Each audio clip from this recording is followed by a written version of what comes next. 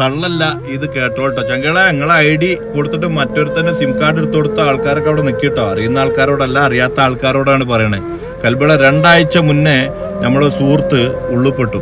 സംഭവം ഓനക്ക് ഒരു തെറ്റും ചെയ്തില്ല. മാളിൽ വെച്ചിട്ട് കൺചെക്കപ്പിലൂടെ ഓനെ പിടിച്ചു കൊണ്ടുപോയി. പറഞ്ഞു വന്നത് വേറൊന്നുമല്ല, നിങ്ങളെ ഫോണ് മറ്റൊരുത്തന് വിളിക്കാൻ കൊടുക്കുകയോ അതല്ലെങ്കിൽ നിങ്ങളെ ID കൊടുത്തിട്ട് മറ്റൊരുത്തന് സിം കാർഡ് കൊടുക്കുന്ന ആൾക്കാർ ഇതേ വിഷയം ഇന്നുണ്ടായി. അവനും ഇതുപോലെ ഉള്ളിപ്പെട്ട് അവനോട് ചോദിച്ച പാട് അവൻ പറഞ്ഞത് ഞാനൊന്നും തെറ്റും ചെയ്തിട്ടില്ല, പക്ഷെ നമ്പറിൽ കോൾ പോയിക്കണു.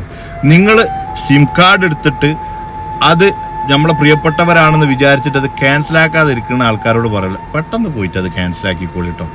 ഇന്നത്തെ കാലഘട്ടം അത്ര നല്ലതല്ല. ജസ്റ്റ് പറഞ്ഞെന്നുള്ളൂ.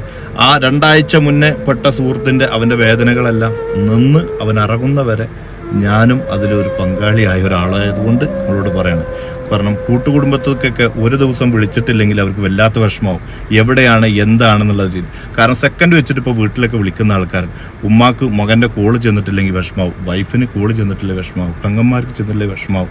പക്ഷെ 2 ദിവസം 3 ദിവസമൊക്കെ ഉള്ളിൽ കിടക്കുമ്പോൾ എന്തിനാണ് കിടക്കുന്നത് ഒരു തെറ്റും ചെയ്യാതെ എന്നാകുമ്പോൾ കുടുംബങ്ങളെ വേദനിപ്പിക്കാതിരിക്കാനാണ് ഈ ഒരു വീഡിയോ. പിന്നെ നിങ്ങളോട് പറയുന്നത്, നിങ്ങളുടെ പേരിൽ UAE ഒരു കേസ് ഉണ്ടെങ്കിൽ അത് മെട്രോ കയറുമ്പോഴും മാളിലായാലും എവിടെ ആയാലും മുഖം മറച്ചിട്ടോ മാസ്ക് ഇട്ടിട്ടോ അല്ലെങ്കിൽ കണ്ണാട വെച്ചിട്ടോ ഒരു കാര്യമില്ല, സ്കാനിങ്ങിലൂടെ പിടിച്ചിരിക്കും.